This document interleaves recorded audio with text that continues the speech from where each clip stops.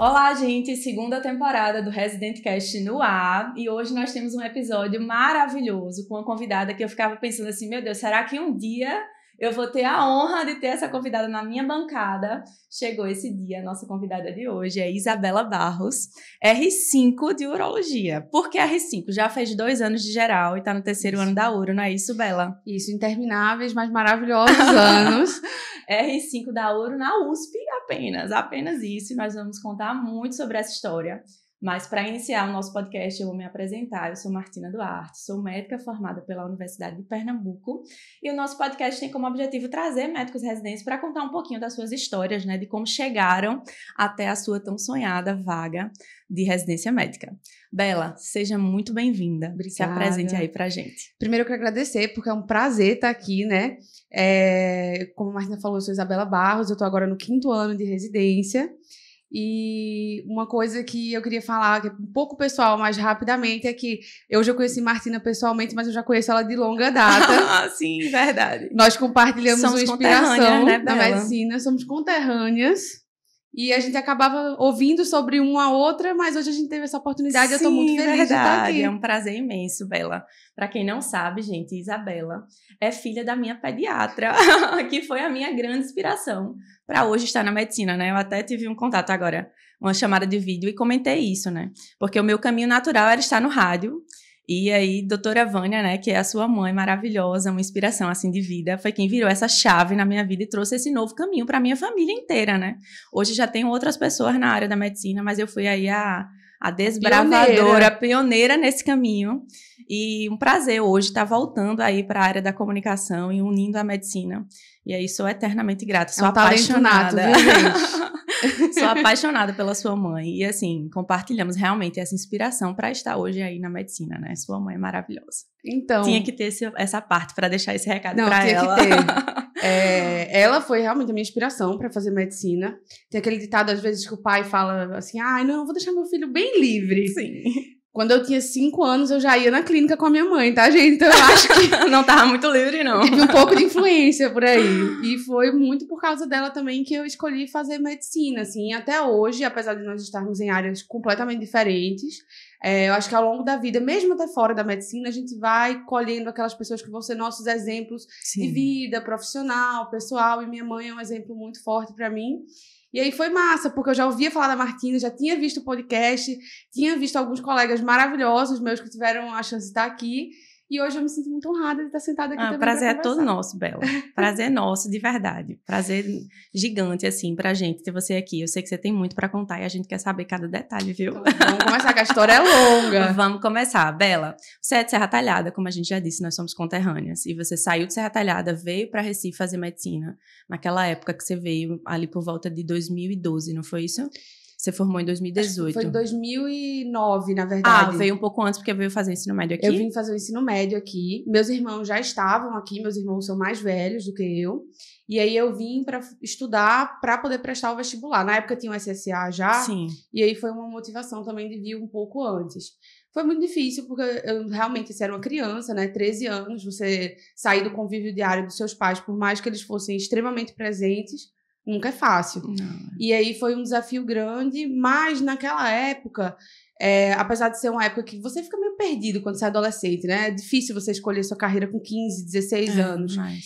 Eu já sabia muito que eu queria ser médica e que era um preço a se pagar viver nessa saudade. Eu brinco que a saudade é o karma da minha família. Né? Então ela começou com 13 anos e foi muito importante também porque eu sempre tive essa personalidade de querer ir para fora, viver outras experiências, até num quesito não só profissional, mas cultural também, ter a experiência de morar em outras cidades. Então, assim, como eu sempre quis fazer residência fora, eu vou explicar melhor porquê, ter tido essa chance de sair de casa aos 13 anos e esse amadurecimento de saber que eu já conseguia, que eu era capaz de ficar longe dos meus pais, que eu era capaz de sair do contexto em que eu me sentia segura para desbravar uma coisa, foi essencial, porque senão acho que eu não teria ido tão bem viver esse processo de fazer uma residência fora, porque na residência eu acho que é muito pior, porque você precisa ter essa rede de apoio.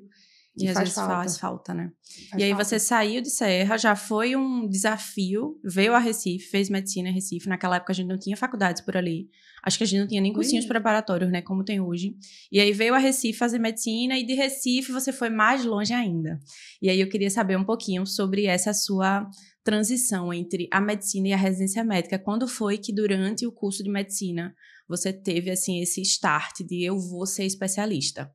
Como é que foi essa decisão? Eu sou uma grande fã da residência médica. Eu sei que hoje em dia tem muita polêmica que envolve a residência, tem pessoas que acham que talvez não vale a pena. Eu sou muito fã de como a residência é feita. Eu Padrão acho que ouro, ela né? eu acho que ela é necessária. Eu acho que os percalços que você passa, as dificuldades, elas são necessárias. E, pra mim, assim, eu sempre soube que eu queria fazer residência, mas durante um período na minha faculdade, eu fiquei muito atraída por fazer uma residência fora do Brasil. Um modelo diferente. Assim, tem uma pessoa que me falou uma coisa que representou muito esse meu sentimento. Era um professor que eu tinha chamado Rafael Kemp. Ele me falou o seguinte, que nos Estados Unidos eles valorizam o currículo de quem trabalhou em vários locais diferentes. Essa coisa de fazer carreira num lugar, eles não valorizam muito porque aquela pessoa ela só viu uma forma de trabalhar. E eu ficava, nossa, eu queria Faz sentido. Pra mim, quando ele falou isso, eu falei, nossa, ele colocou em palavras o que eu sempre pensei. Eu queria ver várias formas de trabalhar para amadurecer e escolher a minha. Sim. E aí, eu comecei a estudar muito inglês. Muito, muito inglês, que é uma coisa que depois foi importante para mim. Só que aí, nesse meio do caminho, meu sobrinho nasceu. E eu comecei a ver, comecei a pensar, poxa, mas eu vou perder tudo isso se eu for para fora do Brasil. E se eu fizer uma residência fora do Brasil, provavelmente eu vou ter que ficar por lá. E aí, eu fui mudando a minha cabeça. E aí, eu pensei, não, mas... E aí, eu vou ficar onde?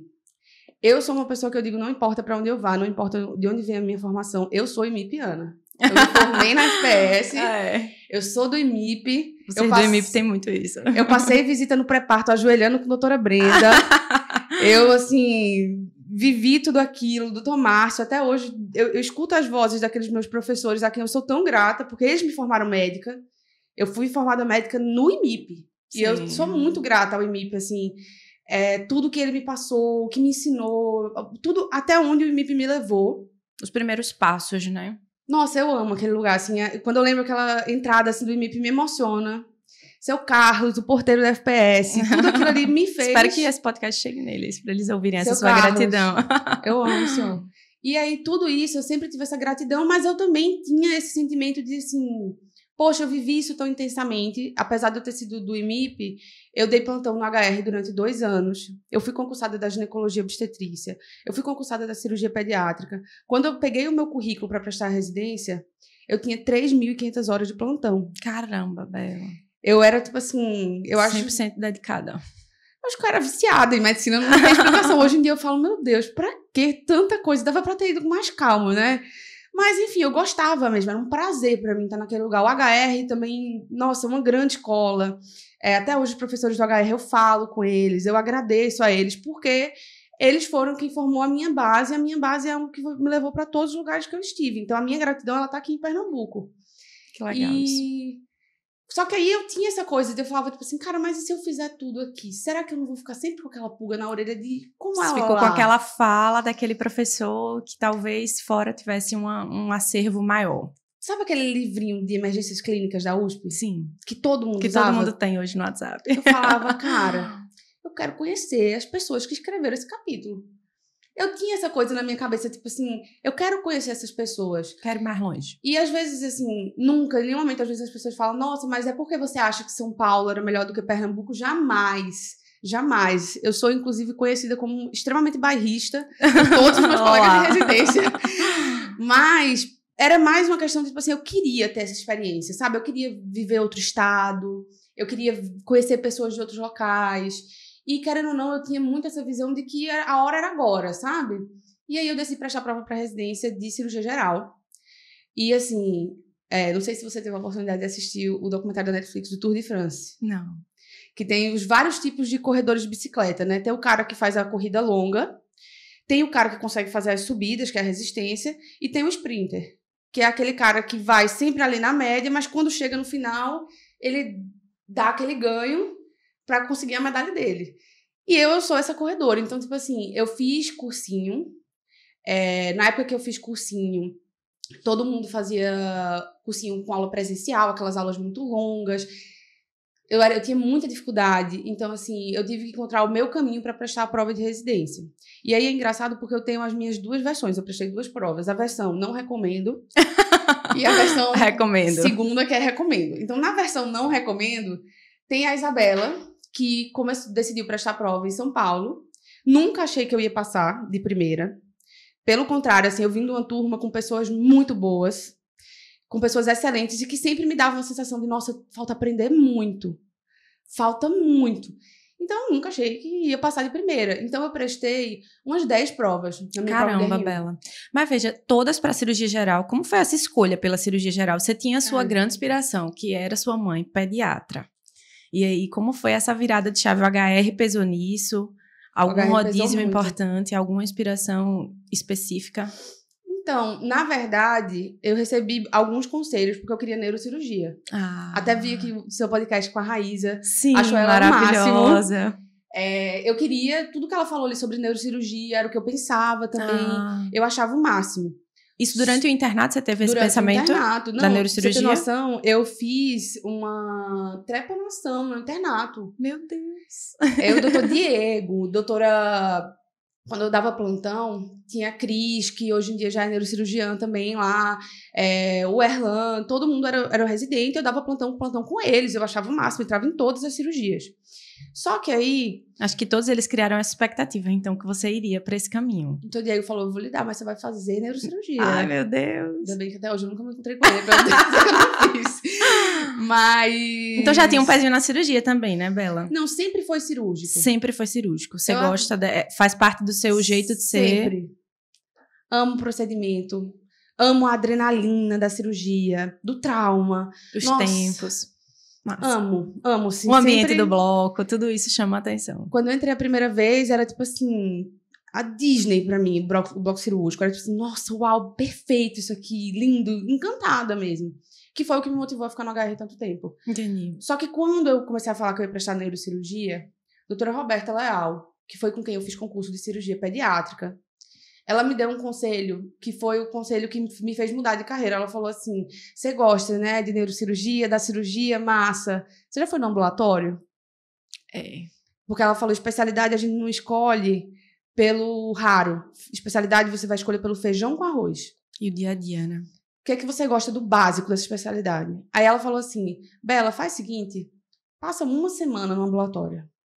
E aí você me conta se você vai querer neurocirurgia. Porque eu conheço, você conhece seu perfil, eu acho que você não vai querer. Caramba. Isso foi decisivo, assim, na tua carreira. Passei uma semana, saí dessa semana, falei, não é pra mim. Nunca mais.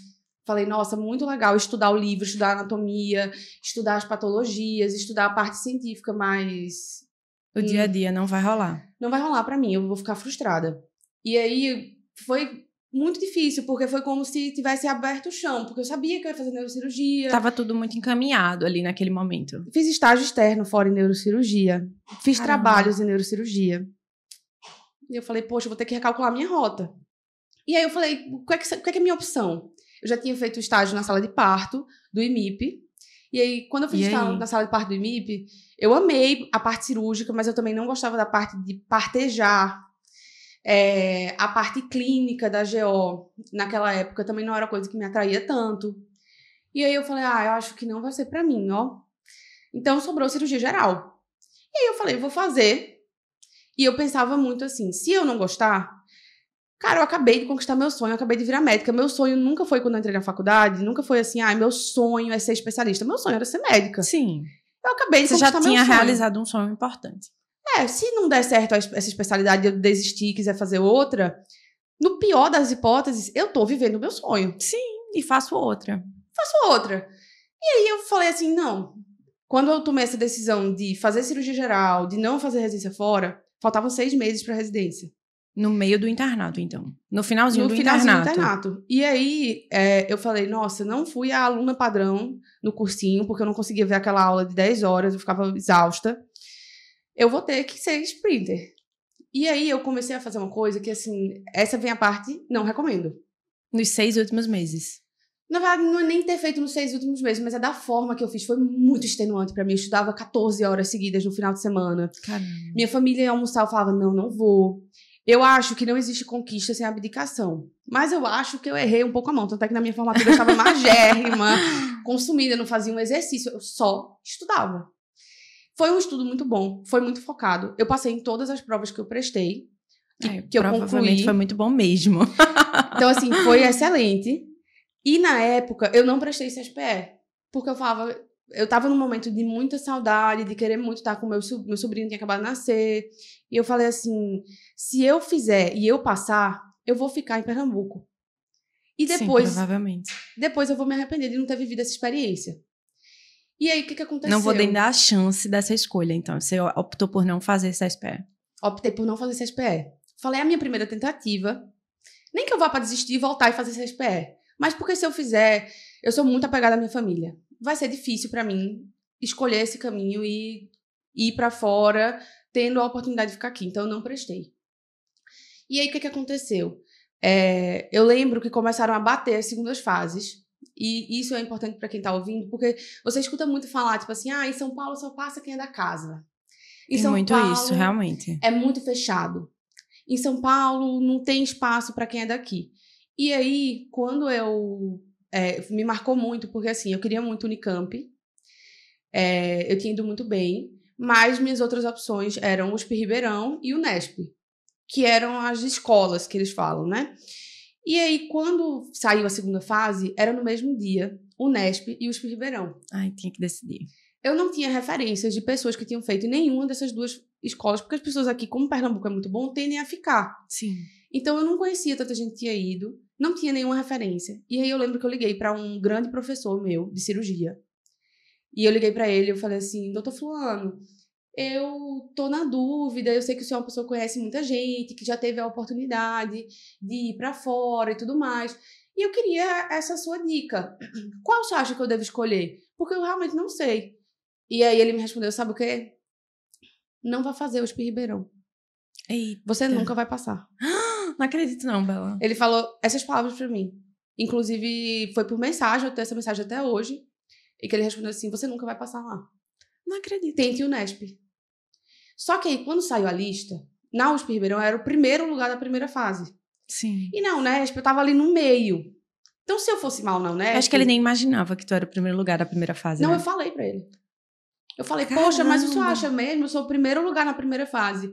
E a resposta dele é essa, com o pontinho no final da frase.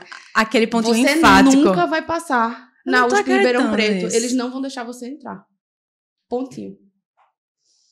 No caso, ele acreditava que aquilo ali era realmente extremamente restrito e independente do teu conhecimento técnico, então, não tinha essa abertura. Essa história tem uma grande reviravolta. No final, eu vou chegar nessa reviravolta. Por favor. Realmente, lá, eles têm essa fama de que eram mais passados, mas as coisas, elas mudam. Sim. Sabe? Nada na vida é estático. E aí, como eu tava nessa coisa de, tipo assim... Eu nem prestei o USP São Paulo no meu primeiro ano. Eu tava nessa coisa de o que vier, veio. Falei, cara, na minha conta aqui, da minha matemática, nesses décimos aqui de residência, eu acho que é mais fácil lá. Eu não vou ouvir esse cara, não. Eu vou. Caramba. E aí eu fui. E quando eu fui lá, eu fiz a prova prática, você sai meio sem saber no que é que vai dar. E quando eu fui fazer a entrevista, eu achei que a minha entrevista foi muito ruim. Porque eu achei que eles estavam, talvez, me testando até onde eu iria naquele momento de pressão. E aí eu lembro que teve alguma coisa que ele me perguntou, sabe? Eu falei assim... aquela entrevista, ela foi me estafando. Que talvez seja a intenção mesmo. Talvez. Levar você no seu limite. Talvez seja isso. É difícil você falar também, porque tem vários entrevistadores. Então, tiveram pessoas que tiveram uma outra experiência no mesmo ano que eu. Só que aí eu lembro que eu falei pra ele assim... Chegou uma hora que eu tava meio... Eu falei assim, doutor... Eu só quero aprender. Se o senhor me der a oportunidade, eu vou vir, eu vou trabalhar. Não, eu não tenho família em São Paulo. Não, na minha família não tem ninguém cirurgião. Mas eu gosto de trabalhar. E eu adoro medicina. Então, eu vou ser muito motivada e eu garanto isso. Só que eu saí da entrevista, eu vi meu pai. Eu comecei a chorar. Eu falei, pai...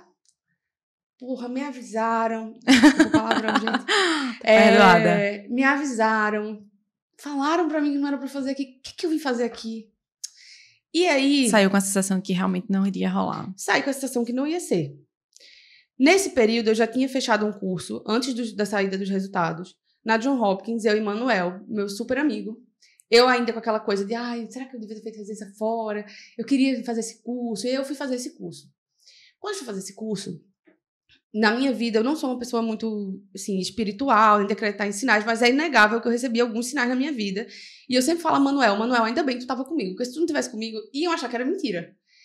Quando a gente tava passeando, assim, no final da tarde, eu comecei a ouvir umas músicas que eu gostava, um cara tava tocando na beira do barco, eu falei, Manuel, vamos lá. A gente começou a conversar com esses caras que eram de lá, que eram caras que moravam num barco, uma história totalmente maluca. E aí, eu tava na dúvida se eu ia pra Unicamp ou se eu ia pra Ribeirão Preto. E esse cara falou pra mim assim... eu falei pra Manuel, nossa, é tão difícil escolher, eu só queria um sinal de onde eu passasse, onde era que eu iria. Porque eu sentia essa falta de ter com quem conversar sobre essas residências. E aí, esse cara falou pra mim assim, um cara idoso, assim, já. Aleatório, assim. Aleatório, tipo assim, completamente aleatório. O cara morava num barco, na verdade ele era como se fosse um morador de rua. Eu fui lá porque eu ouvi ele tocando e falei, nossa, música massa. E ele ouviu tu comentando isso com teu amigo? Não, eu comentei antes, no restaurante que a gente tava. E aí, quando a gente tava lá, eu falei, nossa, eu adoro essa música que você tá tocando. Ele falou, você é de onde? E começou aquela conversa informal. Sim. E aí ele falou assim, você é do Brasil? Nossa, quando eu era mais novo, meu pai tinha mais condição e eu tive uma namorada brasileira, eu até visitei ela no Brasil, eu só conheço esse lugar no Brasil. E eu falei, é que lugar é? Ele falou, Ribeirão Preto. Caramba. Eu falei, gente, qual é a chance? Qual é a chance? E aí eu falei, cara, é USP, tem a chance de eu fazer curso fora, não vou me arrepender. E aí eu fui pra lá. Comecei cirurgia geral. E aqui em Pernambuco, a gente tem uma escola de aparelho digestivo muito forte. Sim. A maioria dos internatos, eles são focados em aparelho digestivo. Sim. Tem pessoas que fazem internato sem passar pela uro, sem passar pela vascular. Sim, muito comum. Porque a nossa escola é muito boa mesmo, então a gente acaba focando e porque é a cirurgia geral, é a mãe da cirurgia geral, Sim. né? E eu ia pra lá e eu falava, deve ser aparelho digestivo que eu quero, ou cirurgia pediátrica, porque é minha aparelho digestivo. Assim. E aí, quando eu comecei a rodar, eu falei, nossa, a cirurgia é legal, mas cuidar desse paciente em milho. Complicadíssimo. Prognósticos difíceis. Acho que não vai ser minha área. E aí eu comecei a ficar meio perdida do que era que eu ia fazer. E foi aí também que foi um dos motivos que eu escolhi fazer residência em São Paulo, porque lá o aparelho digestivo ele é importante, mas ele é tipo assim, 1/4 da residência. Você passa muito em especialidade. E aí eu falei, é bom, porque como eu acabei de me perder, saí da neurocirurgia, vou pra cirurgia geral, tomei sem saber o que é que vai vir depois. Vou ter a oportunidade de passar por várias coisas, né? Vou ver um pouquinho de tudo. E aí foi ótimo, porque assim, apesar do que me falaram, que eu ia ser muito mal recebida, não sei o que lá e tal, meus amigos da residência de cirurgia geral, eles são meus amigos até hoje. Eles vieram no meu casamento aqui em Pernambuco, que legal, vieram me visitar aqui em Pernambuco. Eles são pessoas que eu amo, são amigas que eu falo com elas, assim, quase semanalmente a gente tá conversando. Então, eu fui muito bem acolhida em Ribeirão Preto, sim. Por aqueles R iguais, a gente era uma turma mesmo. Mas chegasse a passar por algum momento, assim, de ser mal recebida, ou de sofrer algum tipo de preconceito? Eu não vou dizer que foi mal recebida. Eu acho que cada um dá o que tem. Sim. E essas pessoas, elas tinham uma visão, talvez, daqui, do Nordeste, tipo assim, falar pra mim, talvez que eu devia aprender a falar diferente. Não acredito. Porque meu sotaque eu não perco, né? Ele é forte. E apesar de quando eu chego aqui, o pessoal fala que eu tô falando feito paulista, eu não sei de onde é que tiram isso. Porque... não é. A gente muda um pouquinho do sotaque lá de Serra Talhada mesmo, que é um pouco mais arrastado, pra cá. Muita gente diz que o meu sotaque parece com o daqui. Mas eu ainda gosto de lá, ainda quero ficar mais arrastada. Eu também. Eu falo assim, cara, eu sou de Serra Talhada. Eu sou de Serra Talhada, eu sou pernambucana. E aí eu falei assim, cara, eu não vou mudar, eu amo minha cultura, eu sou barrista, Pernambuco, o melhor lugar do mundo, a melhor cidade do universo. Meu país. O mais tudo do meu país. E aí ouvi algumas coisas. Como mulher, ouvi outras coisas também. Mulher nordestina, lá do sertão de Pernambuco, imagino que não foi muito fácil. Mas aí eu sempre, assim, eu sempre tive muito meu pai, eu sempre falava assim, o que é que você tem pra fazer lá? Vai e faz o que você tem pra fazer. Quem quiser perder a oportunidade de ouvir mais sobre um lugar maravilhoso que é Pernambuco, de conhecer uma cultura incrível, que pena, essa pessoa tá perdendo, vivendo no mundinho dela, de achar que São Paulo é o único lugar do mundo. E aí tudo bem, se passou, só que no R2 chegou a minha pandemia. 2020. O meu momento de viver naquela pandemia que foi horrível, porque fecharam os centros cirúrgicos, quando o R1 é aquele ano que você fala assim, tô pagando minha penitência pra viver minha glória, que é o R2. não teve muita glória. Não teve. O R2 de frente com a pandemia. Foi quando a residência muda em março, né? No dia 20 de março do meu R2, na pandemia. Acabou a eletiva. Acabou a eletiva. E eu com aquele meu coração e me piano, eu falava, mas eu quero ser cirurgiã. Como é que eu vou sair daqui? Eu não vou ser cirurgiã, não vou saber operar um pouco de tudo, não vou saber me virar. E aí começou aquela frustração e aquele pensamento de que eu tinha que saber operar um pouco de tudo. E apesar da minha residência, mesmo com a pandemia ter sido uma residência muito boa, eu senti que eu saí com boas bases cirúrgicas, eu sempre sentia que tinha faltado. E aí foi um ano muito ruim do R2, assim, de motivação, de você falar, nossa, cara, o que eu fiz com minha vida? Vim pra cá, peguei essa pandemia, tô longe da minha família, eu passei 6 meses... Ficou presa lá, né? Fiquei presa lá. Fora da residência, sem poder voltar. Sem poder voltar, na residência eu só dava plantão de Covid, não era o que eu queria. Caramba. Então foi muito ruim, assim. E aí eu falei, eu me senti muito desmotivada, e eu falei, cara, eu não vou fazer prova esse ano. Quando chegou perto, eu falei, vou fazer pela experiência. Porque aí eu ganho uma experiência para quando eu for fazer de verdade. Mas eu claramente não estudei. E nessa altura, você já tinha a subespecialidade definida? Então, quando eu tava no R2, eu comecei a pensar, porque quando você tá na residência, acontece muito uma sensação de assim, esse mês eu vou rodar em tal lugar. Quando vai chegando no final daquele mês, naquele lugar, você vai ficando meio cansado daquele lugar e você quer trocar. Sim.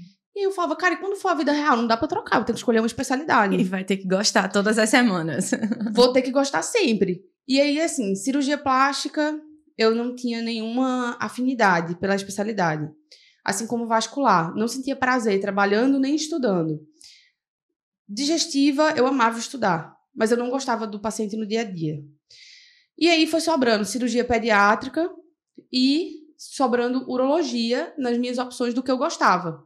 Só que aí a urologia, ela foi assim, brilhou totalmente pra mim. Porque na urologia você faz endoscopia, porque é a parte toda endoscópica do trato urinário. Sim. Você faz a parte de andrologia.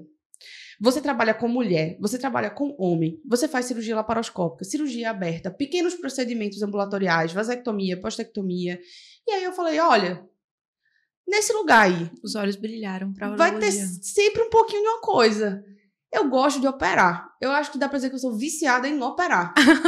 Eu gosto mesmo de estar ali no bloco cirúrgico, fazendo cirurgia. Tem aquele cirurgião, às vezes, que é um pouco mais clínico. Não, eu gosto de operar. Dá pra ver, assim, no meu dia a dia, se conviver comigo... Eu quero operar sempre. Sempre que possível, a todos os momentos. Não, se a opção... Às vezes os meus R- falavam assim, entra comigo nisso, eu entro. Claro. Operar. Vamos. Sempre, nem que seja só pra ajudar, mas eu quero estar lá. Porque quando é o R-, você não pode papar o R- que dá azar na vida, né? E tem que ter isso como regra maior. Mas eu sempre queria estar no centro cirúrgico, sempre queria estar operando. E aí a urologia falou assim, cara, dá pra estar sempre operando, fazer um consultório legal, ver um pouco de várias coisas. E aí eu falei, não, eu vou fazer urologia. Só que aí eu decidi que eu não ia fazer urologia em Ribeirão Preto. Porque apesar de ser uma boa residência é aquela coisa, né? Igual roupa. A roupa que veste linda em mim, talvez não vista linda em você. Sim. Então, da mesma forma que tem uma residência que ela pode ser perfeita pra alguém, e essa pessoa vai estar aqui e ela vai dizer pra mim, não, a minha residência é a melhor. Ela é a melhor pra você. Porque ela vestiu em você bem, ela funciona bem pra você. A residência de Ribeirão não funcionava tão bem pra mim, porque não era uma residência que focava tanto em urologia funcional. Eu queria ter uma residência que eu pudesse passar por todas as áreas da urologia. Eu queria ter a vivência em tudo. E era uma residência que focava muito em transplante, que nunca foi o meu foco. E na parte de onco, que apesar de gostar, eu não queria que fosse a base da minha prática clínica. Eu queria ver outras coisas dentro de urologia. Então, aí veio o primeiro desafio, que é aquela coisa assim, querendo ou não, quando você faz uma prova numa instituição em que você já está, é inegável que você é favorecido. Sim. Eu não estou dizendo que você é favorecido porque vão lhe dar respostas, apesar do que as pessoas acham que isso é. Não é isso. Você é favorecido porque você conhece os protocolos daquele serviço. Sim, claro. Você vê já o dia a existe um dia. caminho trilhado. Da mesma forma, quando você faz, você estuda em Pernambuco e você faz uma prova do CSPE, você também é, de certa forma, epidemiologicamente favorecido, porque eles vão cobrar doenças que tem mais aqui. Sim. Da mesma forma que você faz uma residência lá no Amazonas e você fez faculdade lá, também é diferente as coisas que são cobradas. Porque eles estão querendo um médico para aquele lugar. Sim. E aí, era uma escolha meio burra da minha parte, muita gente falou pra mim assim, cara, qual que é a sua ideia? Você já tá numa das melhores instituições do país. O que é que você tá querendo não fazer residência aqui? Você é maluca?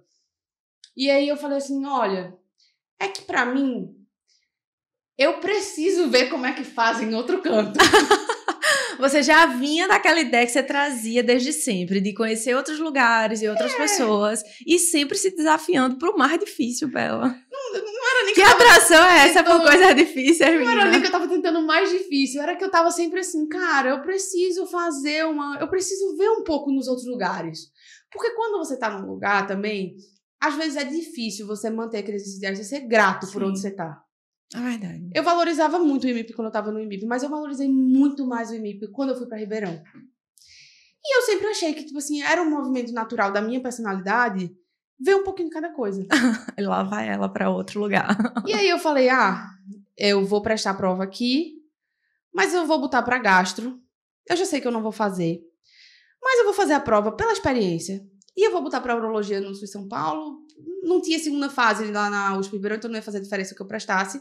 E, mais uma vez, eu falei assim, pra nem correr o risco de cair na tentação, eu penso muito isso. Tem coisa na vida que é melhor você não se testar. Pra nem correr o risco de cair na tentação, eu vou botar uma coisa que eu não vou fazer. E aí Mas e por que fazer essa prova de algo que você já não iria fazer? Porque eu achava que era um bom treino. E porque eu tinha muita curiosidade de dizer, tipo assim, cara, eu não estudei muito, mas eu queria saber de que lugar eu tô partindo pra no ano que vem eu saber qual é o tamanho da montanha que eu vou ter que escalar. Que esse era o ano que você já tinha decidido que não faria residência, que iria fazer no próximo. Eu já tava pedindo emprego aqui. Eita. Já tava ali, ó. O pessoal da cirúrgica, do IMIP, que era o pessoal que eu conhecia. Já ia voltar. Já ia voltar. E eu tava muito, tipo assim, cansada da residência. Eu precisava sair um pouco do contexto da residência pra me preparar melhor pra entrar numa sub. E aí, eu prestei. Minha nota que eu tirei na prova de Ribeirão Preto dava pra passar com folga em urologia. A nota de uro é maior. A nota de uro tende a ser uma nota alta. Nesse ano, até a de gastro foi mais alta, porque o pessoal que prestou gastro estava com sangue nos olhos. Mas, em geral, a concorrência de uro, ela tende a ser muito alta em São Paulo. Não é uma tendência aqui em Pernambuco, que é uma coisa engraçada. Mas eu acho que lá, como eles convivem mais com a especialidade de uro na formação, talvez por isso eles optem mais, não sei. Mas eu cheguei a prestar provas com concorrência de 98 para uma vaga. Caramba. E, assim, nesse ano eu passei no SUS São Paulo. Mas aí eu lembro que eu liguei pro meu pai, eu chorei muito, assim, eu falei, pai, pode ser a escolha mais burra da minha vida negar essa vaga. Mas eu acho que é importante você reconhecer quando você não tá entregando o seu melhor trabalho. E naquele momento eu não tava motivada e eu não tava entregando o meu melhor. E eu sempre me cobrei muito, talvez pela minha criação que eu tive em casa, meus pais sempre falaram, olha, faz o que você quiser. Apesar de que eu ia pra clínica com 5 anos. Faz o que você quiser. Mas o que você fizer, você tem que fazer o melhor. Aqui em casa, a gente vai trabalhar para fazer sempre o melhor. E aí eu falei, tudo bem. Eu não tô entregando o melhor. Eu lembro que eu liguei pro meu pai, caí no choro. Meu pai falou assim, calma, fique tranquila. Se você não tá pronta. Mas ao mesmo tempo ele ficava, minha filha, como você assim, tem certeza? né? Você lutou tanto pra entrar nessa residência geral. E aí eu falei assim, não vou fazer isso. Eu preciso desse ano pra parar. E foi a melhor coisa que eu fiz. Primeiro porque eu voltei para Pernambuco, que é um local que pratica medicina de uma forma que eu acredito. Bela, você abriu mão de uma vaga da URO na USP São Paulo. Não, na primeiro ano eu abri na SUS São Paulo. Na SUS São Paulo. Que já era uma grande conquista. Qualquer vaga na residência, ela é uma grande oportunidade. A residência é você quem faz. Sim. E assim, para mim já era uma grande oportunidade. Eu me senti muito lisonjeada de conseguir aquela vaga. Mas eu sabia que eu não seria uma boa residente naquele momento. Esse capítulo eu não conhecia. Eu tô muito chocada. Eu sabia que eu não seria a melhor residente que eu poderia. E... Ai, Martina, eu ouvia muito a voz dos meus professores. O professor Márcio Santos, um homem que eu admiro demais. Ele falava assim pra mim, o melhor presente que um paciente dá pra você é quando ele fecha a porta e fala, doutor, Deus lhe abençoe. E você tem o compromisso de fazer o melhor possível para merecer aquela bênção. Ele falou isso numa visita, e isso é uma frase que todas as vezes que o paciente fala isso para mim, doutora, tchau, Deus te abençoe, eu falo, muito obrigada, você acabou... É o meu lembrete diário de, tipo assim, aquela pessoa, no SUS principalmente, ela esperou meses por aquela consulta. Aquele minuto para ela, aquele momento para ela, é muito, assim, por mais que pra mim seja o meu todo dia, é muito importante. É um pai de família, é uma pessoa que é muito amada, ou até que não seja, vai que é uma pessoa difícil, vai que é uma pessoa que é um bandido, mas ela esperou por aquilo, ela tá no direito dela de receber o melhor atendimento. Eu não ia dar. E eu tava Você frustrada. tinha ciência disso. Não, eu tava muito frustrada, porque eu falei assim, cara, eu não operei o que eu queria. O R2 não foi o que eu imaginava. Não foi o que eu imaginava. Eu carregava aquela coisa que se fala muito aqui em Pernambuco, e tipo assim, não faça residência em São Paulo, você não vai operar nada, você tem que aprender a operar, você tem que ser cirurgião, vai pra lá pra só pra olhar. Eu vi que não é assim. Eu operei, sim. E eu operei, assim, eu não posso falar de uma residência aqui que eu não fiz, mas a minha experiência lá foi que eu operei com muita consciência. Tudo aquilo que eu operei, que com certeza foi menos do que você operou aqui, eu operei sabendo todos os passos, toda a anatomia. Então, era um que valia por muito. Mas eu tinha essa frustração de, tipo assim, eu não sou cirurgiã, eu não operei mesmo, não operei muito, eu queria muito operar muito. E eu falei, quer saber? Eu vou voltar para casa e eu quero operar. E aí, o que eu fiz? Eu voltei e eu fui na cara de pau. Falei, não, já tenho, vou pedir emprego em todo canto. Eita. Em 2021, isso? 2021. Ai, meu Deus. Não, 2020. 2020, na pandemia. 2020. Eu tô meio perdida, não. 2019, 2020 foi a pandemia, 2021. Que você foi R2. 2021. 2021, Eu sou meio ruim de data. Aí eu voltei, falei com os meus professores do IMIP. Falei. E aí é o que eu falo, assim, só abrindo um parênteses aqui. Sempre tem aquele questionamento de eu foco no internato ou eu foco na residência. Não existe isso, pra minha cabeça. Estudar para residência é estudar para o internato. Sim. Por mais que você tenha que dividir o seu estudo, você sempre pode fazer os dois, mas lembre sempre que o internato é quem cria a sua imagem. Sim. E eu tinha muito isso na minha cabeça. Eu não era a aluna mais inteligente. Gente, eu fui da turma de Dante. É impossível você ser a aluna mais inteligente de alguma Dante coisa. É maravilhoso. A gente entrevistou ele aqui. Ele é um gênio. Tipo assim... Todo mundo fala isso. Não, ele é assustador. Eu lembro que eu ia pra biblioteca, eu estudava às vezes na mesma casinha, assim, ele tava do lado. E eu ficava olhando assim, falando, cara, pelo amor de Deus, o que é isso? Ele abriu o livro, assim, ele era assim, no caderno, cara, no Guyton. E eu falava, meu Deus do céu, o que é isso? Como ele consegue? Então, eu nunca tive a intenção de ser no internato a melhor, a mais nada, mas eu sempre tive a intenção de mostrar para os meus professores e para o meu paciente que eu estava 100% disponível para aquilo. Então, assim, uma coisa que eu sempre falei, e eu falei isso nas minhas entrevistas também, foi: eu não sei tudo, eu não sou aquela aluna que você vai perguntar, eu vou saber tudo, mas se você me perguntar uma vez e eu não souber, pode ter certeza que amanhã eu sei. Eu vou para casa, isso aqui é a minha prioridade, eu vou aprender, eu vou voltar e eu vou saber a resposta.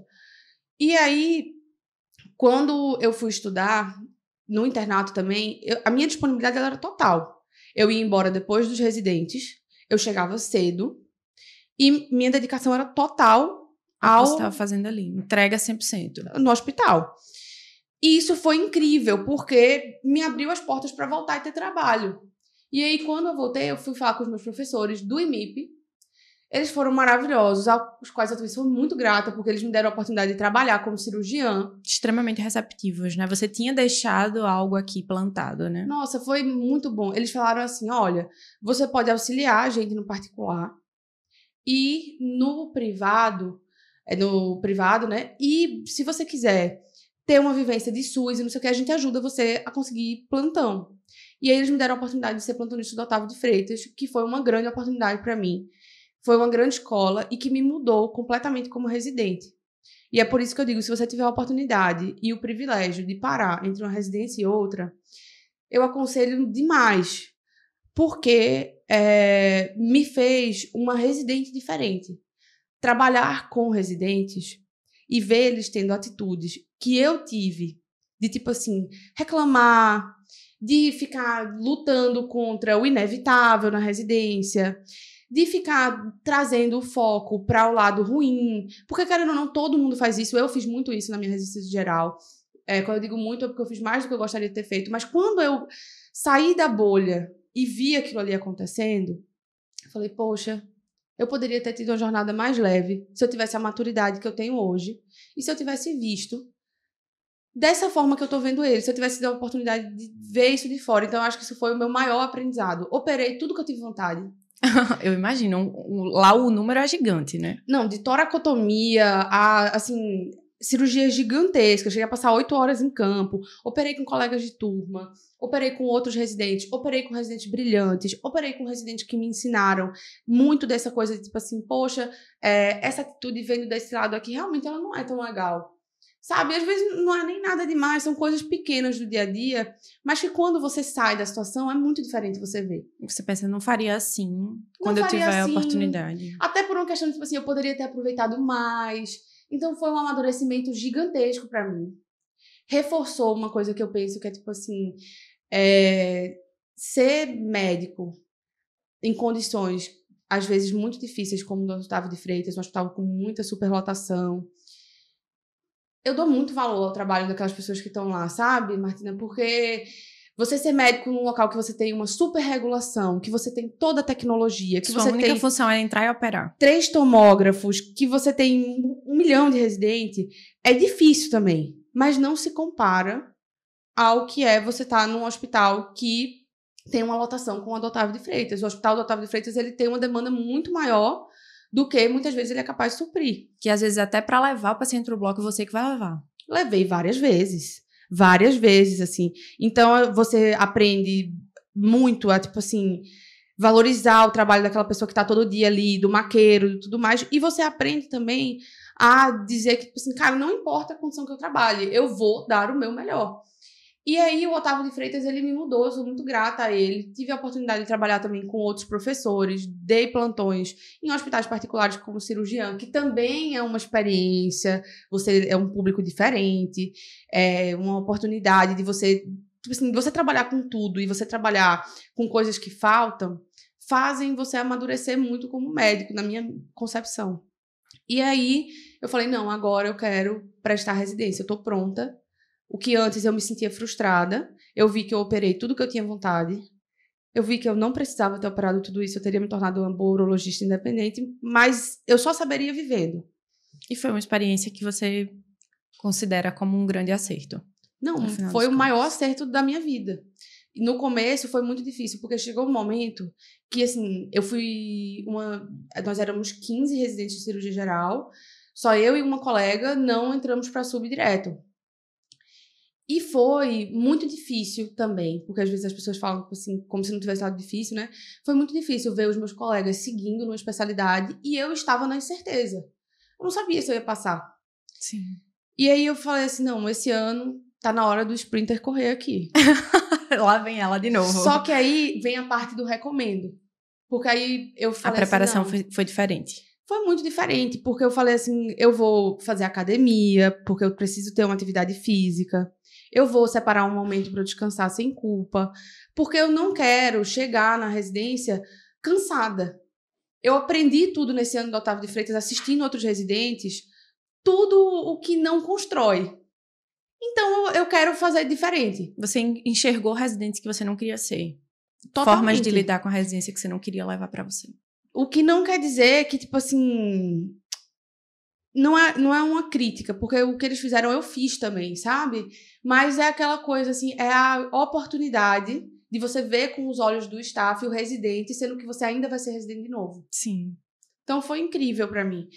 E aí eu falei, não, vou me preparar. E aí, assim, já que a gente tá falando aqui de preparação também, né? Trazendo um pouco das minhas dicas. Uma coisa que eu pensei era, eu vou fazer residência em São Paulo. O cara que faz residência em São Você Paulo... já estava decidida a voltar, Bela? Eu tava decidida porque eu já tava noiva também. Ah, já tinha algo maior. Já tinha algo maior. E aí, eu tinha muita sensação de, tipo assim, poxa, eu passei tanto perrengue pra fazer essa residência de cirurgia geral em São Paulo, porque o motivo de eu ter ido era porque eu queria fazer uma especialidade em São Paulo. Agora eu preciso concluir. Sim. Fechar essa fase da minha vida. E eu acho que esse ano aqui foi um respiro, assim, né? Ai, foi muito bom. Foi muito bom, eu sinto saudade Você desse é ano. muito família, a gente percebe isso. Eu acho que deve ter sido um momento para lhe recarregar, né? Você deve ter ido com uma energia diferente. Não, total. E Recife, assim... Apaixonada. É a melhor cidade do mundo. Eu amo Recife. Também sou apaixonada. Não, você tá, essa cultura, gente, pelo amor de Deus, a comida que a gente tem, o jeito que as pessoas são. Você entra no elevador, oi, tudo bom, bom dia. Essa interação humana, assim, mesmo nos momentos breves. É muito diferente de São Paulo. E eu sou bem pernambucana, então eu sentia falta. E aí, quando eu falei assim, não, decidi, bati o martelo, falei, não, vou voltar pra São Paulo. Eu ganhei de uma amiga minha, Duda, ela estudava comigo, ela ia pra academia comigo, a gente tava nessa programação junto, é muito bom você ter um parceiro junto ali pra estar ali puxando também. Ela me deu um papelzinho assim, o meu grande sonho e eu lembro que eu escrevi, R3 de Uro. E colocava e eu olhava pra isso frequentemente, e eu falei, não, agora eu vou traçar a minha estratégia. Isso em que mês, Bela, você começou a se preparar? Eu comecei a estudar bem tranquilo, assim, num ritmo muito leve, em abril. Mas muito leve, era tipo 2 tardes por semana. Quando deu julho, porque eu falei, eu preciso descansar um pouco. Entendeu? Eu acho que é muito importante quando você está se preparando para o resistência, você conhecer o seu perfil.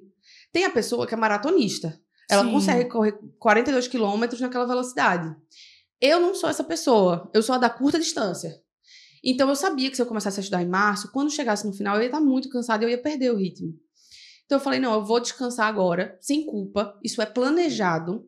Porque eu acho que quando você faz as pazes com as suas metas, você não sente culpa e você executa tudo melhor. Sim. Então eu falei, eu vou estudar tranquilo esses primeiros meses. E eu sei que em julho eu vou botar o pé no acelerador. Dá a carga total. Eu tinha uma viagem em 20 de julho, que era do aniversário do meu marido, atual marido, né? E aí eu falei, não, depois do aniversário do Plínio, eu vou focar e vai ser isso. E aí, o que eu fiz? Eu fiz muita coisa parecida com a minha preparação, apesar de ser mais equilibrada, da geral. Eu imprimia todas as provas de todos os anos que tinha disponíveis que eu queria prestar. E aí, meu estudo ele começava com... Eu fazia todas essas provas sem estudar nada de diferente do que eu tinha estudado. E aí, eu tinha uma tabela que eu fazia, tipo assim, GO. E aí, eu ia colocando, tipo...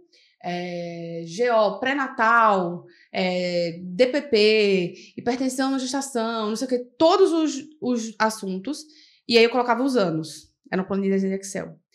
E aí toda vez que eu fazia uma prova e caía, por exemplo, HELP Syndrome, na prova de 2016, eu marcava uma bolinha, 2016, HELP Syndrome, eu que fiz essas tabelas.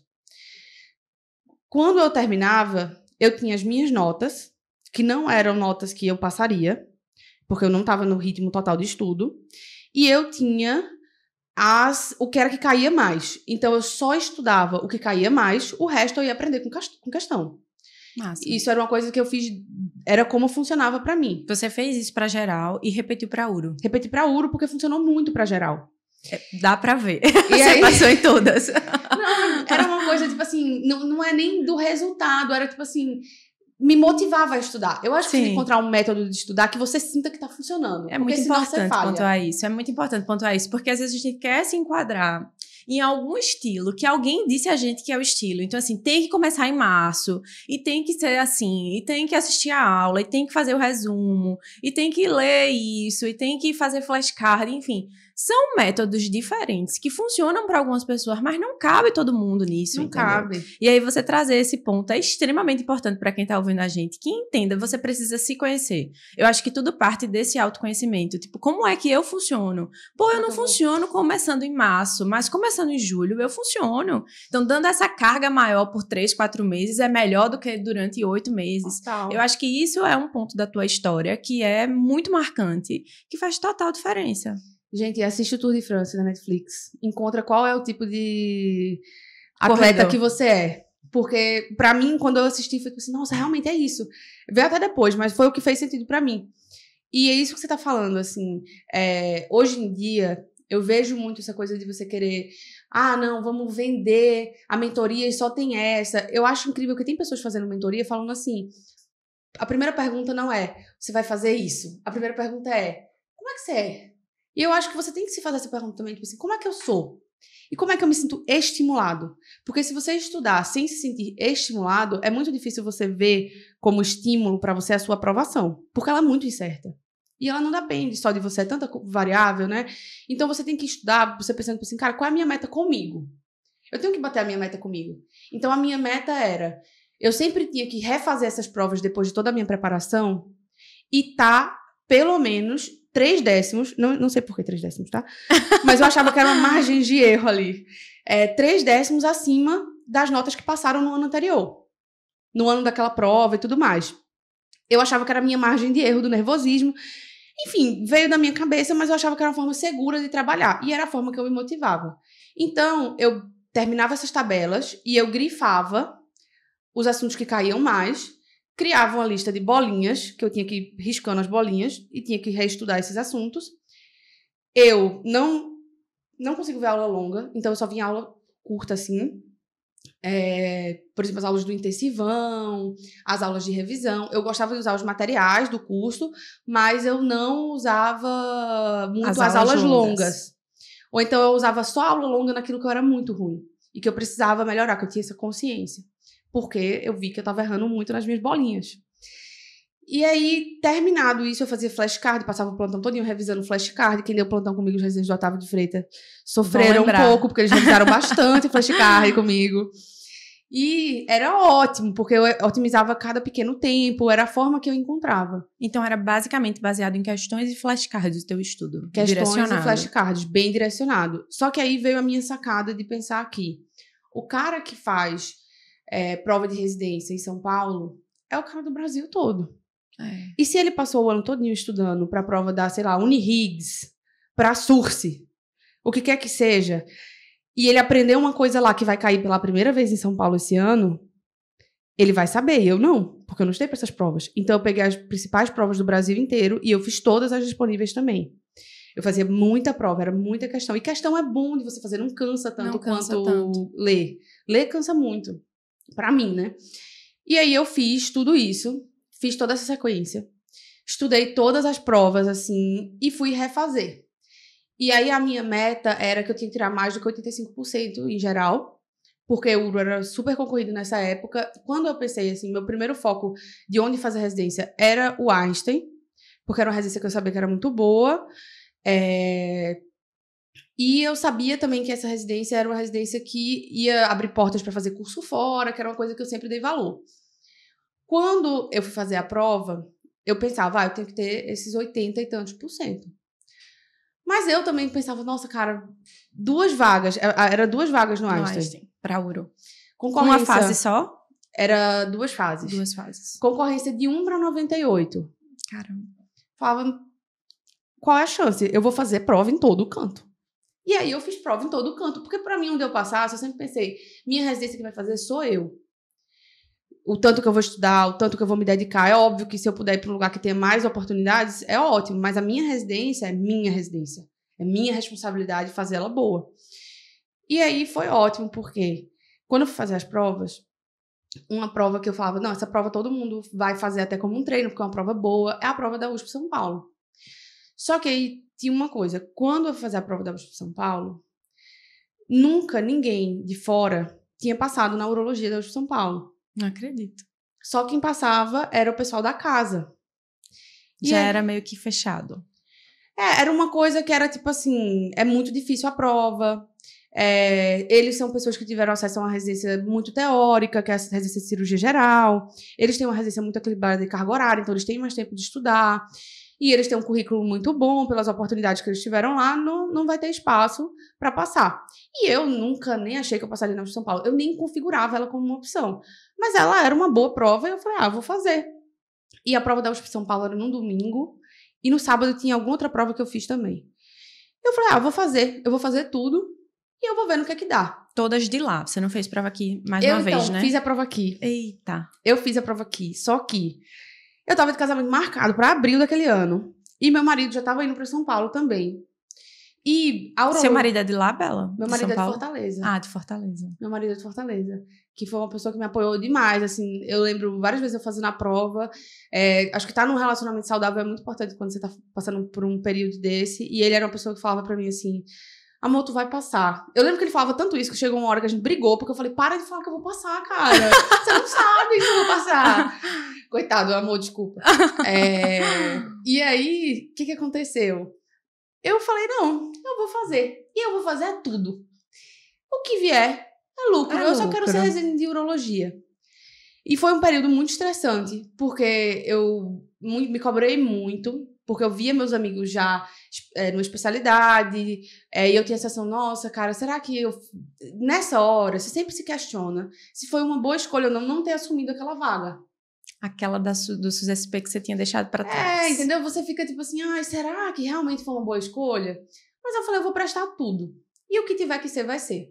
Esse ano, Bela, que você passou fora da residência, fortaleceu sua escolha pela uro? Você teve Muito. contato com a uro no Otávio? Muito. É a única emergência, né, urológica daqui do Então, estado. na verdade, eu não tive tanto contato no Otávio, mas fortaleceu pelo efeito contrário. Porque Sim. eu vi que eu realmente gosto de cirurgia. Eu gosto de barriga. Então, a uro, ela possibilita você fazer também a parte abdominal. E fortaleceu também porque eu vi que eu não queria fazer aquilo da cirurgia geral. Sim. Eu amo trauma. Eu amo de paixão, assim. É uma cirurgia que eu acho lindíssima. Mas eu falei assim, eu acho que não...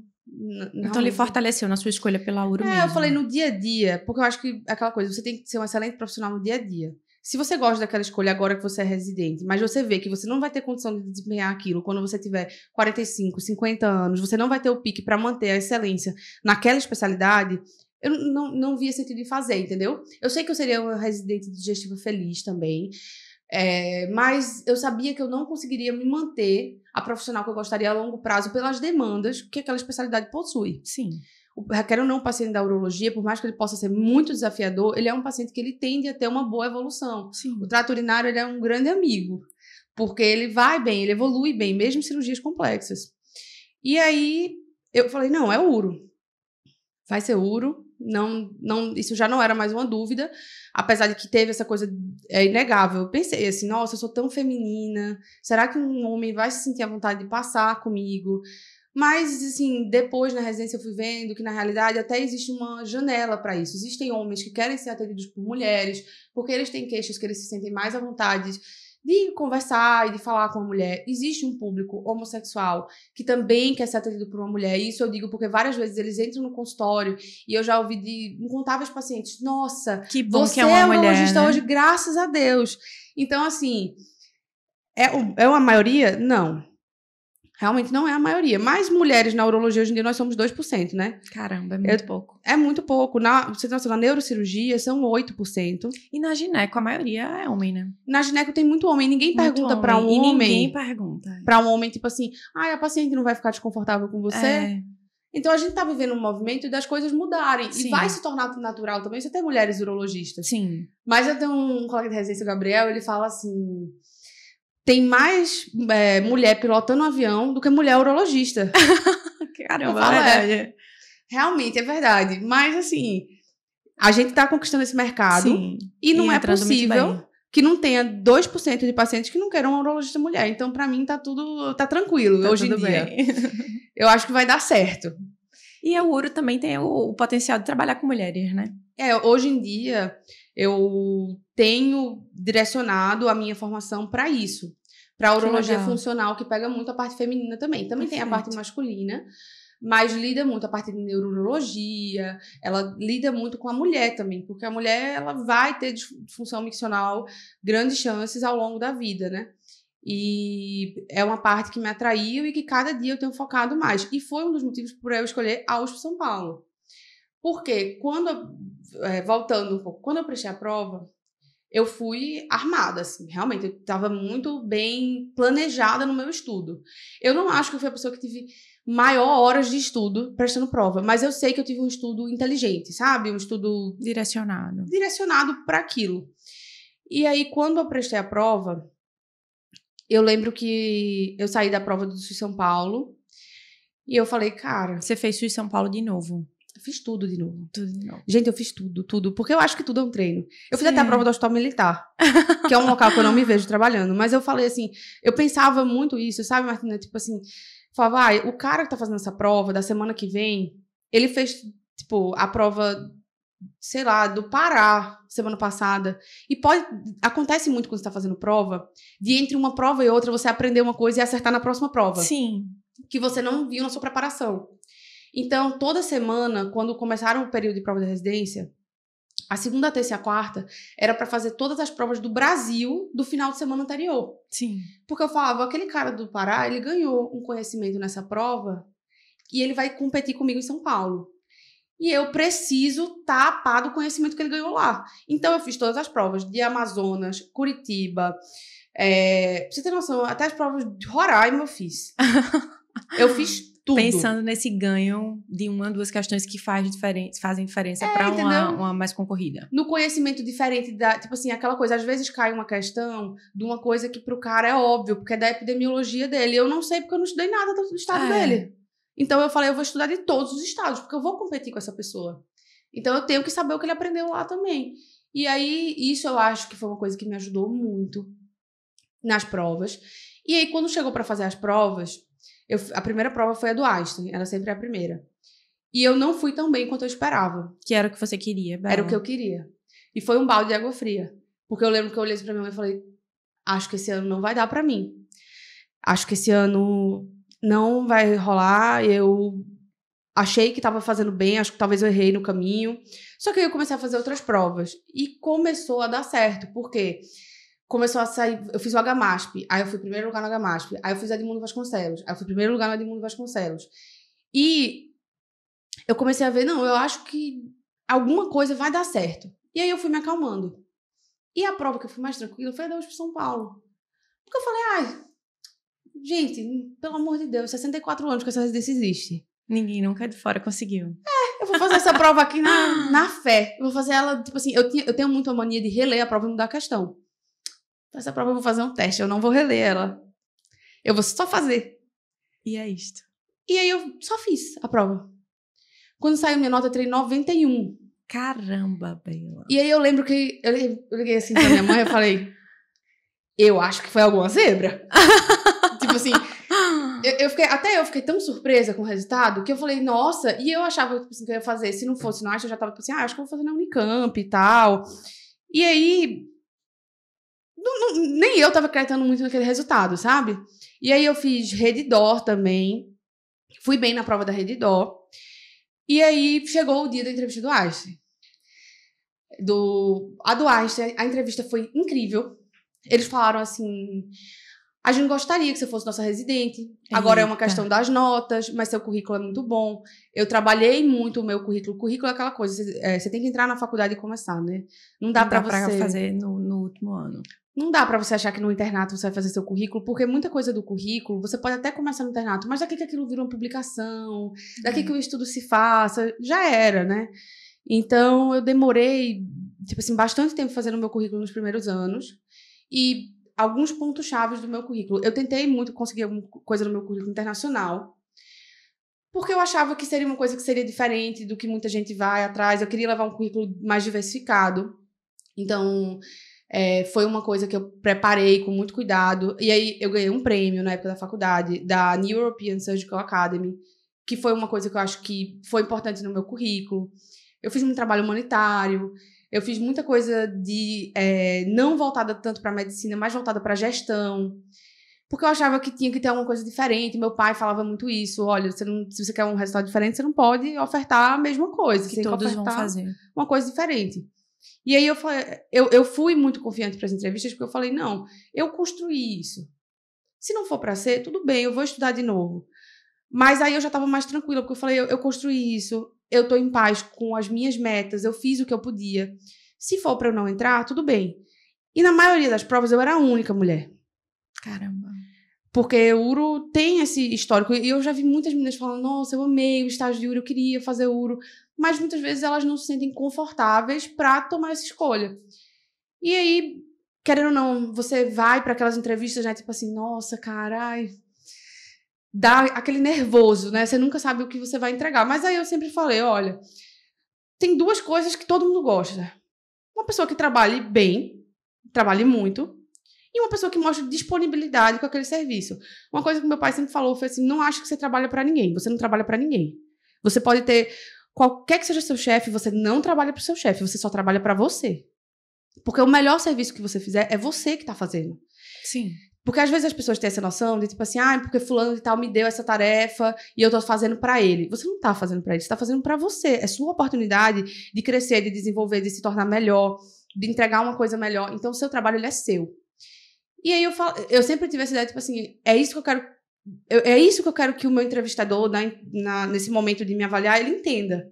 Eu tô aqui para entregar o meu melhor para ele. Não importa qual é o melhor de Martina, não importa qual é o melhor de quem quer que seja. Eu tô aqui para entregar o meu melhor.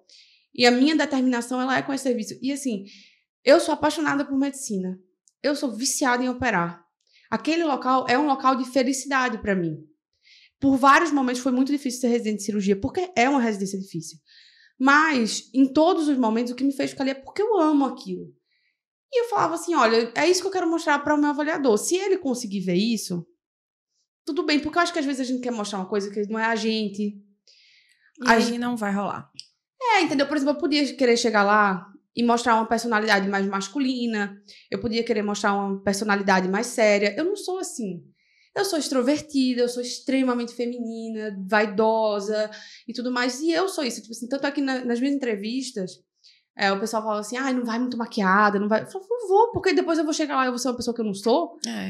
Entendeu? Então, assim... 100% você. E sai pela culatra. Sim. Porque se o cara não sente verdade, no final ele não sabe quem você é.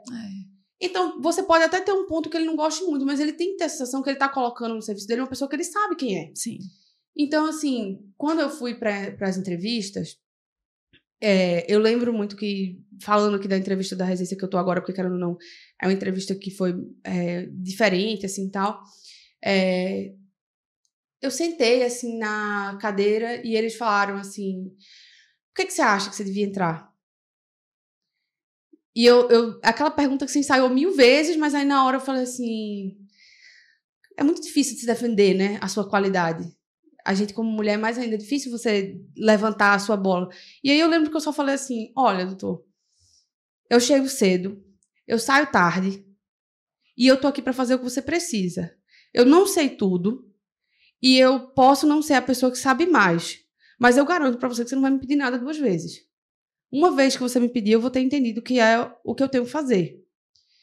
Isso aqui é o meu sonho. Eu quero muito ser urologista, eu não tenho dúvida. Essa é a minha meta. Eu passei 1 ano, eu amadureci essa escolha é uma escolha madura. É o que eu quero. Se você me der a oportunidade, eu garanto pra você que eu vou chegar cedo, eu vou sair tarde, minha dedicação é total. Eu não inventei nada, eu não fiquei... Você falou que realmente você estava pronto pra viver. Era o que eu tava disposta a fazer, entendeu? E, tipo assim, às vezes a gente acha que o cara quer que a gente floreie, fale que a gente fala não sei quantas línguas, que a gente é não sei o quê, que a gente tá... Não. Às vezes ele só quer sentir verdade mesmo no que você tá falando. Comprometimento, né? O que todo mundo quer é comprometimento. Sim. Isso é uma coisa assim, meu pai, eu acho que ele é o meu exemplo em relação a isso, porque a gente sempre tem essas conversas lá em casa, dele falar isso pra gente, dele aconselhar muito isso, e mesmo ele não sendo da área de medicina, eu acho que é muito importante você saber mais que medicina quando você quer ser médico, né? E ele foi quem trouxe esse outro conhecimento de vida mesmo pra mim. E aí, eu falei isso pra ele, e eu lembro que eu saí da entrevista, eu liguei pro meu pai, eu falei, pai, eu achei que foi bom. Acho que meu pai tomou um susto, porque eu nunca acho que é bom, sabe? Então ele falou assim, vamos com calma. Acho que ele já não... E tinham me falado assim, se eles forem muito legais com você, é porque eles não estão nem considerando você. Caramba. Já tinham te dito isso. Já tinham me falado isso. E a da USP foi melhor do que a do Einstein? Não, a do Einstein foi melhor. Foi? A do Einstein foi melhor, porque eles falaram assim, olha, vai depender de como você vai na prática, mas a gente quer muito você. Você parece ser muito dedicada. Você se sentiu mais acolhida. Eu me senti mais acolhida. Eu nem sei se foram essas as palavras que ele falou, porque você tem um blackout do esquecimento, mas foi esse o sentimento que ele me passou. Sim. E aí, depois eu fui para a Unifesp. E na da Unifesp, eu já conhecia um dos avaliadores, porque eu tinha feito a prova do Edmundo Vasconcelos com ele. E eu lembro que eu sentei na cadeira e ele falou, foi incrível, foi super legal. Ele falou assim, olha, a gente já meio que conhece você por causa do que você passou nessa outra entrevista, você tá com nota muito boa aqui, então conta pra gente mais sobre o que é que você gosta, o que é que você, assim, além da medicina, quem é você? E aí é sempre importante você construir alguma coisa além da medicina também, Sim. né? Porque você precisa de uma válvula de escape. Então, eu lembro que eu comecei a falar que eu amo fotografia, eu fiz cursos de fotografia, é um hobby que eu amo. E aí, foi uma conversa super leve. E ficou um tempo entre os resultados. E eu voltei pra casa, pra Recife. E aí, eu tava muito, tipo assim, exausta. Eu falei, não, agora vai ser meu período de descansar. Eu me afastei um pouco dos empregos. E aí eu falei, não, agora eu fui a sprinter, eu fiz a minha corrida ali de 100 metros, morrendo, pedalei até o final. Entreguei tudo que tinha que entregar, agora é esperar. Agora é esperar. E aí eu fiquei muito tranquila, porque eu falei assim, era o meu máximo. Se não deu esse ano, mas era o meu máximo. Foi entregue. Eu repenso, depois de qualquer coisa, se precisar mudar a rota. E aí veio um momento muito emocionante na minha vida, que foi, eu tava com Covid, eu peguei Covid de novo nessa época, e eu recebi uma ligação do professor do Edmundo Vasconcelos, ele falando assim, Isabela, a gente tá ligando pra você porque o resultado só vai sair amanhã, mas a gente queria te contar que você já é residente de urologia. Caramba! E eu lembro que eu tava com Covid, eu não podia abraçar ninguém, eu não podia chegar perto da minha mãe pra comemorar. E aí eu lembro na porta do quarto, chorando muito, assim, tipo assim, mãe, porque Qual chegou o que eu queria, sabe? E eu me emociono falando disso porque é o meu sonho. E eu sempre me relembro disso diariamente quando tá difícil. É o meu sonho. Sim. Eu tô vivendo o meu sonho, não importa quão ruim ele seja. É o meu sonho. Poxa, eu quis tanto isso. Então nunca perde o valor pra mim, porque eu sempre me relembro. E qual a chance, Bela, disso acontecer? O cara te ligar? Não, ele me ligou e era no Edmundo Vasconcelos. Nem era um hospital que eu tava, tipo assim... Mas já era focada, real, né? Mas era real. Era meu, eu já tava grata, já era uma pessoa... Tipo assim, toda vez que uma pessoa lhe dá uma oportunidade de ter um emprego, tipo assim, aquela pessoa, ela está confiando em você. É uma tarefa de 3 anos. Sim. Você tem que ser grato também, porque ela tá confiando em você aquela tarefa de 3 anos. Então, pra mim, eu lembro que depois eu liguei pra ele, era o professor Samuel. Foi o professor Samuel. Eu tô muito feliz. Eu acho que eu não consegui externar na ligação quão feliz eu tava, porque eu fiquei sem palavras. Por você ter me dado essa oportunidade. Eu acabei não ficando lá e eu falei pra ele, eu agradeço muito. E, assim, eu até queria ser várias pra poder viver todas as oportunidades que me deram. Mas aí eu falei pra ele, muito obrigada, eu não vou ficar por assim, querendo, você acaba, a roupa, né? Você tem que escolher a residência que lhe veste bem, é igual a roupa. E aí, eu acabei não ficando lá. E no dia que eu fui pra fazer, era alguma prova, eu já nem lembro, porque eu tava tão confusa. Eu tava num hotel e foi a hora que saiu o resultado da USP São Paulo. Na hora que saiu... Que pra você era uma impossibilidade. Martina, eu não vi na hora que saiu. Eu recebi uma mensagem do Yali, que hoje em dia é residente na FMABC, que fez 2ª fase comigo. Ele só mandou assim, palavrões, palavrões, palavrões, palavrões, palavrões. Você passou na USP. Eu lembro que eu tava no corredor esperando meu marido chegar e eu falei assim... Eu não conseguia falar. Meu Deus. Eu não conseguia falar. Aí eu, tipo assim, eu sou muito chorona, né? Comecei a chorar. E eu, amor... E aí a gente conseguiu abrir o resultado e eu tinha passado. Caramba, Bela. E foi assim... Cara, eu não consigo descrever. Eu chorei, eu acho que umas meia hora, porque foi um alívio muito grande. Uma pessoa tinha me falado, quando eu fiz essa jornada de não querer fazer na USP Ribeirão Preto, e eu acho que talvez ela tenha interpretado isso como se eu tivesse 10 anos da residência, que jamais foi isso. Eu não quis fazer lá justamente porque era uma residência que não focava na parte que eu queria da URO, e é só isso. É uma residência excelente. Mas essa pessoa falou pra mim assim... Você tá jogando muito com a sorte. Você tá achando que você vai passar onde melhor do que aqui na USP, São Paulo? Não acredito. E aí, eu sou essa pessoa... Quantas voltas que esse mundo dá. E eu sou essa pessoa que, tipo assim, na minha vida, quando a pessoa duvida de mim, é gostoso pra mim conseguir. Eu fico bem, tipo assim... Isso lhe estimula. Me estimula. Só que aí, eu lembro que quando eu vivi isso, foi, tipo assim, um turbilhão. E veio isso na mente, né? Veio, certamente. porque no dia depois, um cursinho mandou e-mail para todos os alunos e o e-mail dizia assim, Isabela de Carvalho Barros, isso nunca aconteceu antes na história. Pela primeira vez na história da residência da urologia da USP São Paulo, uma pessoa de fora foi aprovada. E eu lembro que, tipo assim... Ao mesmo tempo que me veio uma grande responsabilidade de dizer, tipo assim, nossa, eu vou ter que estar muito a par dessa expectativa que está sendo criada, me veio muito a sensação de, tipo assim, meu Deus, eu não sei porque eu consegui isso, porque eu tenho certeza que várias outras pessoas, tipo assim, estavam tão aptas quanto eu para ter essa oportunidade. Mas eu estava tão grata de ter ela, sabe? E uma coisa que eu falei na minha entrevista, eu falei pro chefe, eu falei assim, ele falou, porque você sabe que aqui na urologia... Nunca teve ninguém de fora. Como é que você vai acompanhar os outros residentes? Porque não vai ter tempo na rotina da residência de lhe ensinar. Eita. E aí eu falei assim, o resultado não sai dia 20 de janeiro? Eu começo dia 21 de janeiro a residência. Se eu sair no dia 20 e eu tiver passado, não se preocupe, dia 21 eu tô aqui. No dia 21 eu tava lá. Na residência. Eu comecei a residência no dia 21 de janeiro para poder pegar o ritmo dos outros colegas. E foi difícil, porque a enfermagem não estava acostumada a ter uma pessoa de fora. Então, eu errava coisas que eram para ser óbvias na rotina, tipo assim, esse papel tem que ficar aqui, isso aqui tem que jogar ali. E eu não sabia, porque eu não tive a chance de ter feito a residência lá. Então, pra a enfermagem também era um impasse, assim, sabe?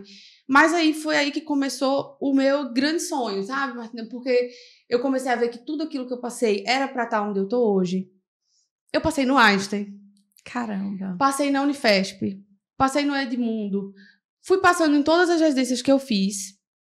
E foi muito importante pra mim, porque por muito tempo eu achava que eu não ia passar em nada.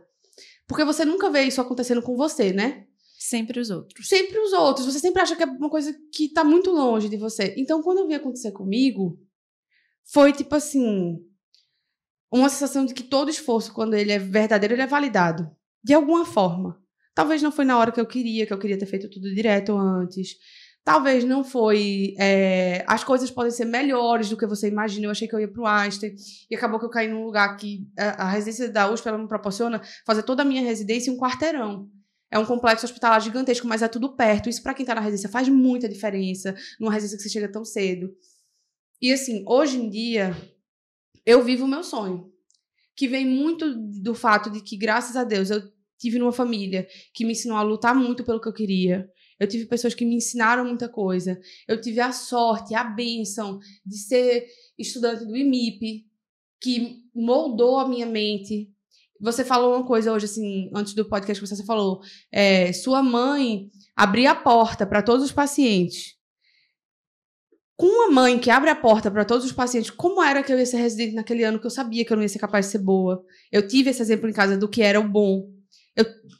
Eu sentia que eu tinha que entregar aquilo. Então, assim, foram 25 anos que me levaram a estar onde eu estou hoje. Quando eu entrei na R3, saiu uma classificação mundial das residências. E a residência da urologia da USP, ela ficou em 19º no mundo todo. Não tinha nenhuma residência na Europa na frente da residência da urologia da USP, o que é um grande orgulho para a gente brasileiro. Sim. Porque isso foi construído por aqueles chefes. E eu passei a ver pessoas que eu achava que eram como celebridades na urologia, eu passei a ver elas na diária, ali. no dia a dia. Demais. E aí vem aquela coisa, então você vive um sonho colorido, um mundo cor-de-rosa perfeito? Não. Eu vivo um sonho difícil, que requer de mim acordar muito cedo, que muitas vezes eu estou exausta, que retira tudo de mim, que emocionalmente às vezes esgota, porque durante muitos períodos é dedicação 24 horas por meses em sequência, não dormir é uma coisa que desafia o ser humano. Mas, em todos esses momentos, eu acho que é muito importante a gente se lembrar, assim, quem está prestando prova de residência, o que você está vivendo agora é para ser o seu combustível durante os seus anos da residência, porque vai ser difícil. Sim. Mas olha o que você passou para conquistar isso, né? Então, assim, eu sempre falava, cara, quantas vezes eu não estava exausta na frente de uma apostila, achando que eu nunca ia conseguir isso. Você não pode esquecer, você está vivendo o seu sonho, é o que você pediu. Você lutou muito para estar lá. Então, assim, quando chegou para mim, agora eu tô no final da residência, eu tô no último ano da residência, eu vejo que a gente sempre pode ser melhor do que o que a gente foi, mas a minha experiência do Otávio de Freitas me fez a melhor médica que eu pude. Aquele médico que me ligou dizendo que eu nunca ia passar na USP de Ribeirão Preto, eu descobri que ele tinha tentado e ele não passou. Ele jogou uma frustração pessoal em cima de você. Então, às vezes, a gente tem que ter cuidado. Ele ficou sabendo depois, né, Bela? Ficou. Você passou? Eu espero que sim. Então, a gente tem que ter muito cuidado de quem é que a gente escuta os conselhos. Sim. E quem é que vai construir as nossas paredes. Porque só quem pode construir os nossos limites somos nós. Sim. A gente não pode deixar ninguém construir limite pra gente.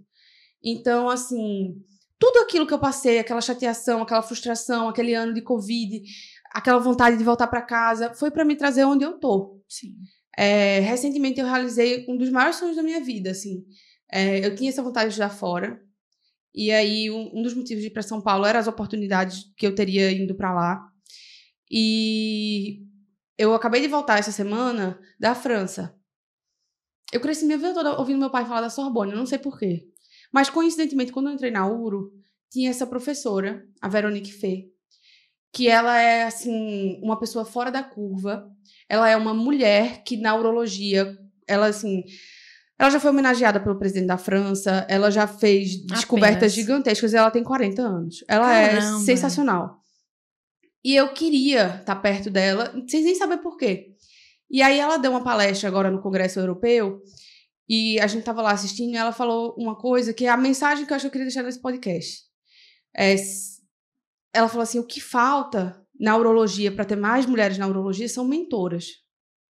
Você não vai para o lugar onde você não se enxerga. E para você se enxergar, tem que ter alguém parecido com você lá.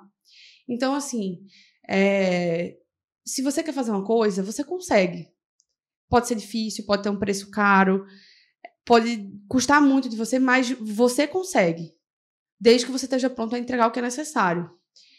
E se tiver alguma mulher ouvindo aqui, querendo fazer urologia, quiser conversar comigo, trocar uma ideia, eu vou me sentir muito grata, porque, assim, nunca deixe de fazer uma especialidade porque você acha que não tem espaço para você, porque o seu espaço você cria.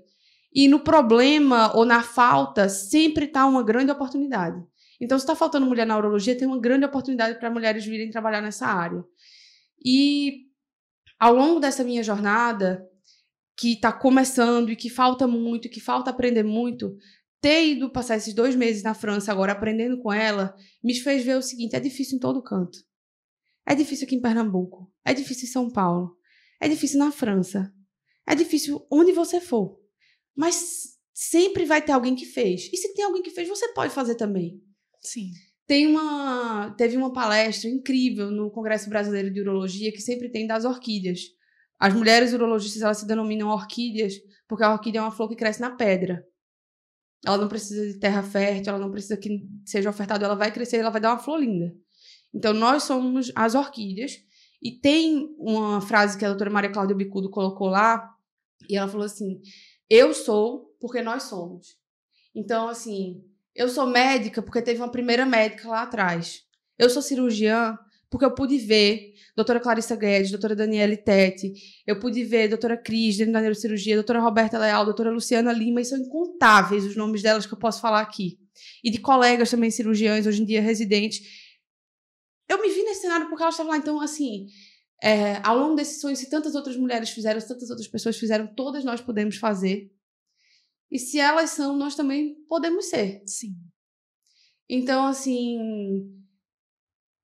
se tiver uma coisa para se fazer nesse processo, é lembrar disso e ser muito grato. Porque, no fundo, todo mundo que está prestando residência hoje realizou o grande sonho da vida, que é ser médico. Sim. Então, no fundo, não tem ninguém fracassado. Todo mundo que está aqui realizou o grande sonho da sua vida. Nós somos pessoas de muito sucesso. Gente, olha a nossa sociedade. A gente é médico, a gente conseguiu um ensino superior extremamente exaustivo, que é caro, mesmo que você faça numa universidade pública. É caro porque você não vai trabalhar, você não vai ter segunda renda. É muito difícil. Então, assim, nós somos muito vitoriosos por ter a chance de tentar uma prova de residência. Sim. Perfeito. É um ângulo que a gente não costuma olhar. A gente tende a olhar para o fracasso, para o que não tem ainda, para o que não conseguiu. Bela, perfeito, assim, você deixa a gente sem palavras. E olha que eu sou boa com elas, mas realmente, assim, a gente chega em um limite de estar de frente de algo totalmente diferente e inusitado. Você é um improvável onde você está hoje, você sabe que você é. Conquistou lugares que muita gente duvidou de você, e pessoas que já conheciam você e a sua capacidade. Mas sempre vai haver dúvida, sempre vai ter alguém para duvidar de você, né?